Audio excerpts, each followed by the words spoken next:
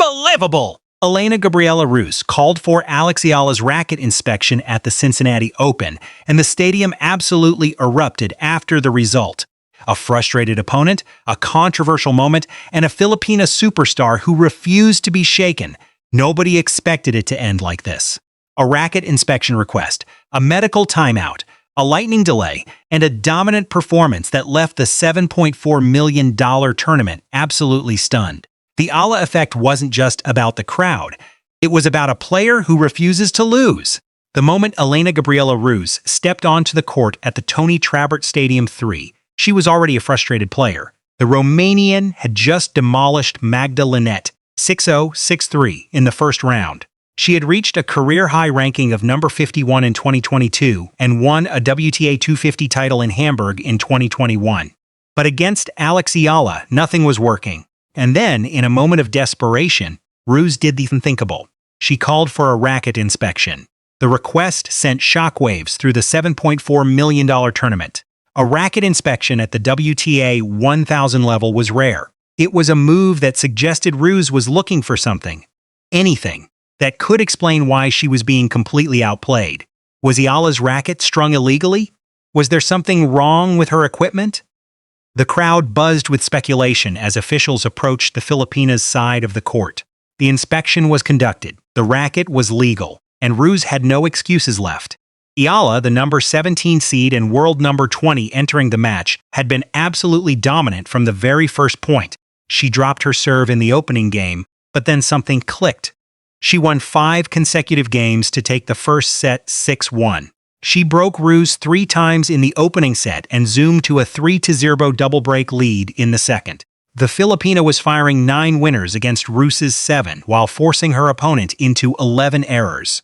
She won 71% of the points played on Ruse's first serve and an even more impressive 78% against second serves. Ruse's serving performance was worse in both metrics.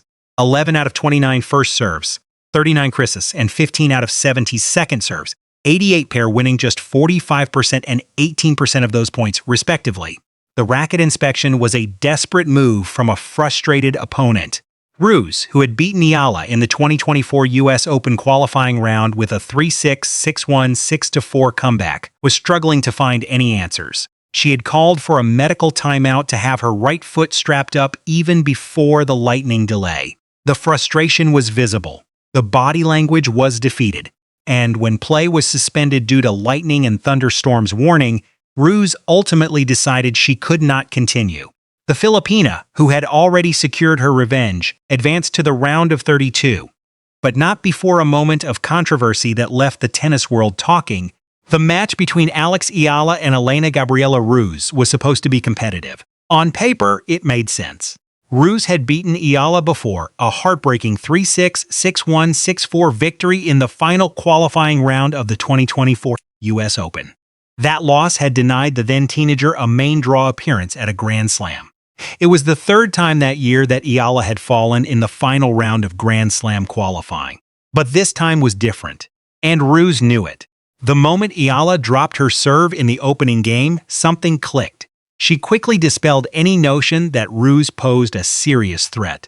The Filipina broke the Romanian 3 times to seize control of the first set, firing 9 winners against Ruse's 7 while forcing her opponent into 11 errors. It was a merciless display of dominance. The first set ended 6-1. The second set began with Eala breaking Ruse twice to build a 3-0 advantage. The Romanian was becoming more and more frustrated with every passing game. She had already called for a medical timeout to have her right foot strapped up even before the weather delay. Then came the moment that stunned the tennis world. With Eala serving in the 4th game of the second set, the umpire called for a pause in play due to a lightning suspension. Ominous clouds loomed over the packed Tony Trabert Stadium 3 at the Lindner Family Tennis Center. The delay gave Ruse a chance to regroup, but it also gave her time to think about what had just happened to her. She had won just 1 game out of the 10 played. Ruse's serving performance was worse than Eala's in metrics. 11 out of 29 first serves landed, 39 Percies, and 15 out of 17 second serves, 88, winning just 45% and 18% of those points respectively.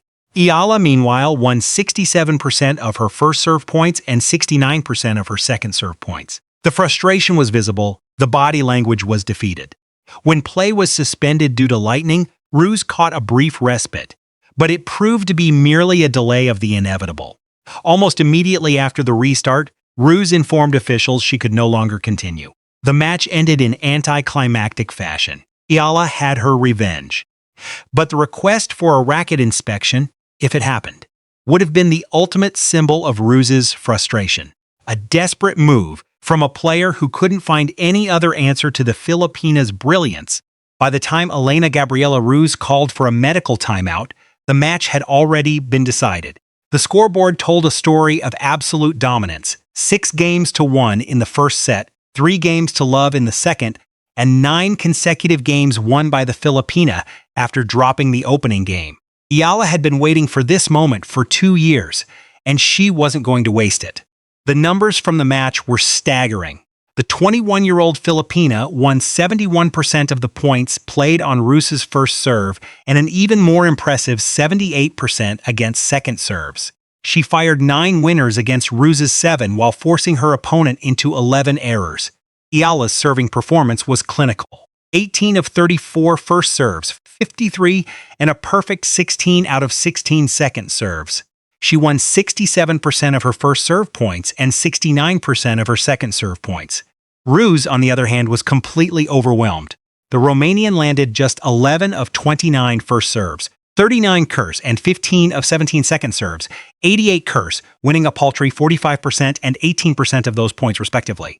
In exactly 1 hour of tennis, Eala had turned the match into a demolition. From the very first point, Eala was relentless. After dropping her serve in the opening game, the Filipina quickly dispelled any notion that Ruse posed a serious threat. She broke the Romanian 3 times to seize control of the first set. The sweltering 80% humidity did nothing to slow her down. She attacked Ruse's second serve from about 2 feet inside the baseline, ripping forehand return winners to break for 3-1. She continued to pull away to 4-1, then 5-1, hitting with confidence, precision, and rhythm. The second set followed the same pattern. Eala broke Ruse twice to build a 3-0 advantage before the match was suspended due to lightning. Ruse had already called for a medical timeout to have her right foot strapped up, but it wasn't the injury that had broken her. It was Eala. Eala putting on a methodical clinic so far, journalist John Brian Ulande tweeted as the match was suspended. The Filipina's performance was so dominant that Ruse ultimately decided she could not continue.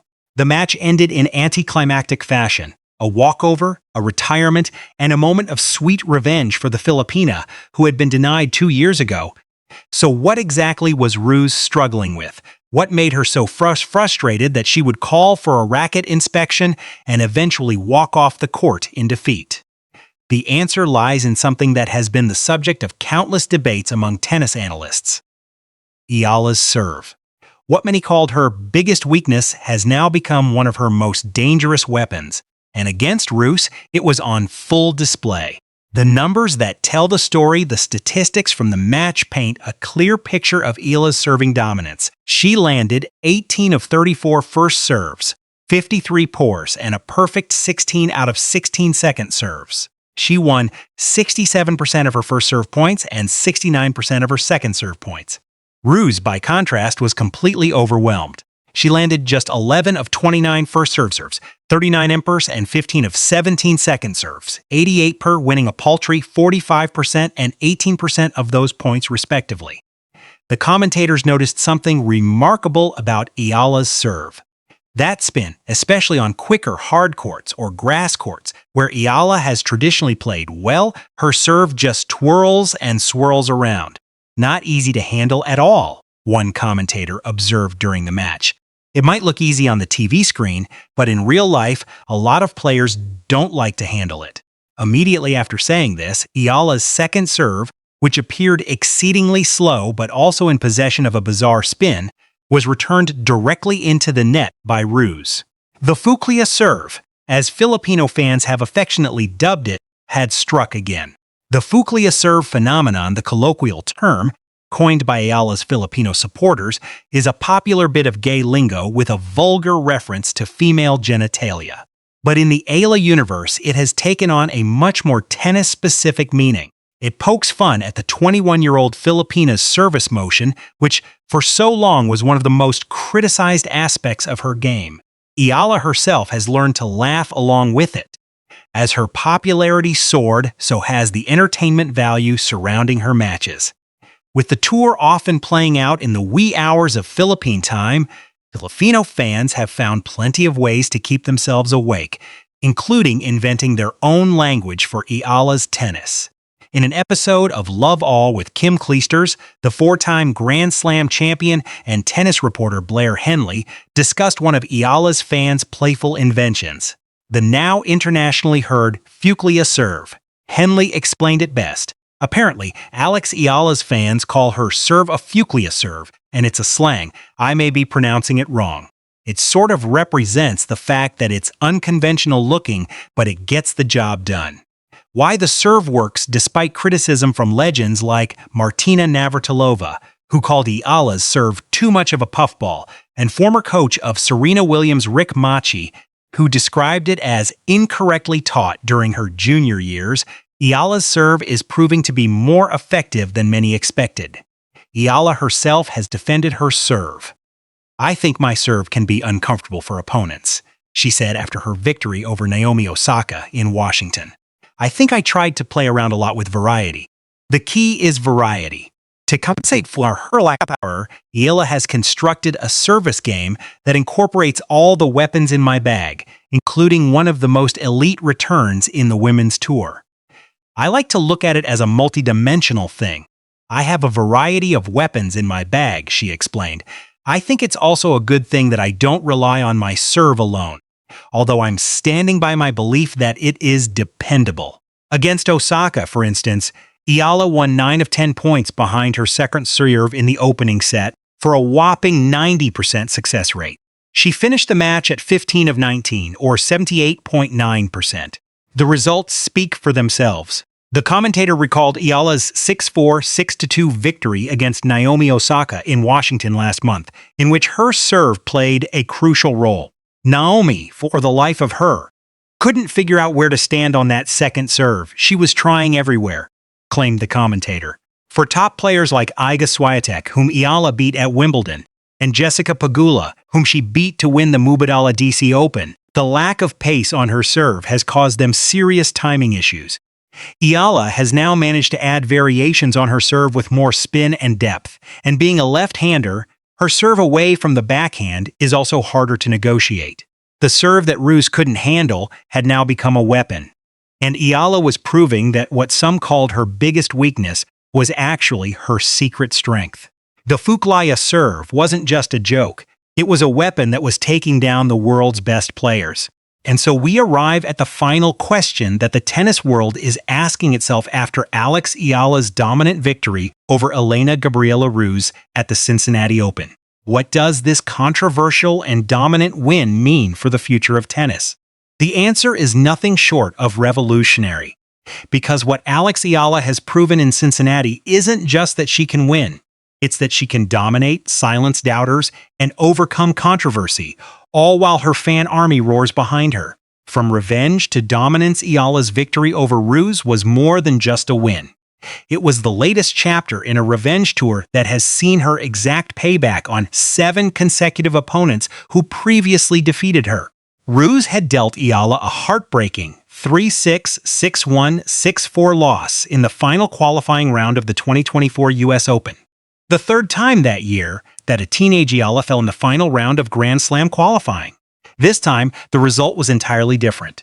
Eala won 9 out of the 10 games played in exactly 1 hour. She won 67% of her first serve points and 69% of her second serve points, to Ruse's 45% and 18% in each category.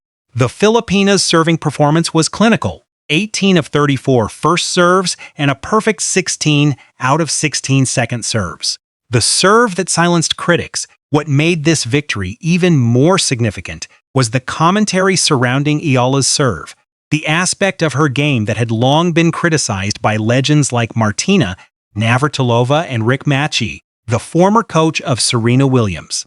Machi had described Eala's serve as incorrectly taught during her junior years. But during the match against Ruse, a different perspective emerged on commentary. The analyst highlighted the difficult spin Eala is able to put on the ball, emphasizing how it troubles opponents. That spin, especially on quicker hardcourts or grass courts, where Eala has traditionally played well, her serve just twirls and swirls around. Not easy to handle at all, the commentator observed. It might look easy on the TV screen, but in real life, a lot of players don't like to handle it. Immediately after this analysis, Eala's second serve, which appeared slow but possessed a bizarre spin, was returned directly into the net by Ruse.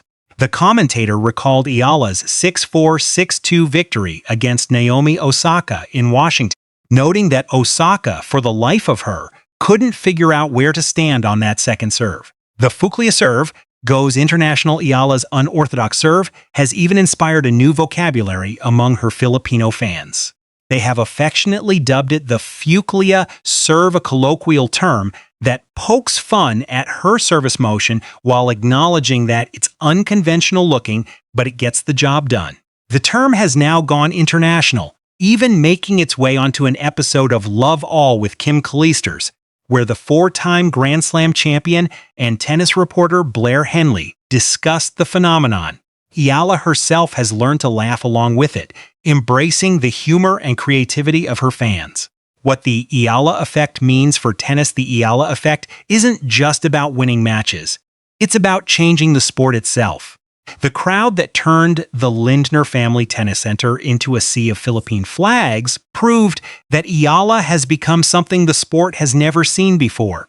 A player whose box office value has almost nothing to do with her ranking or Grand Slam titles. The revenge against Ruse was complete.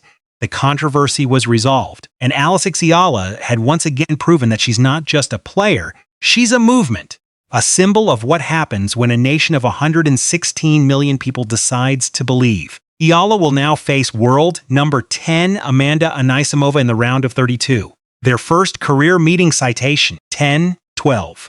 The Filipina has now climbed to a career-high world number 18, with very few points to defend for the remainder of the season. Every win from now on will only push her ranking higher as the season goes on. The tennis world is stunned, the Filipinos are roaring, and Alex Eala is just getting started. So the question remains, is the tennis establishment ready for the Eala effect, or will they be left behind?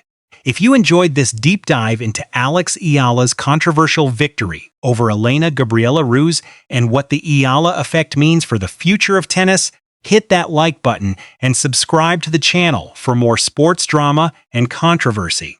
Drop a comment below. Was the racket inspection request a desperate move, or did Ruse have a legitimate concern? Let us know.